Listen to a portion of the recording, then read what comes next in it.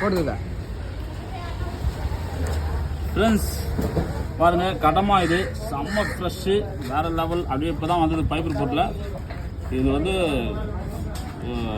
Round அப்படின்னு சொல்லுவாங்க, round கடமான்னு சொல்லுவாங்க. சூப்பராக இருக்கும்.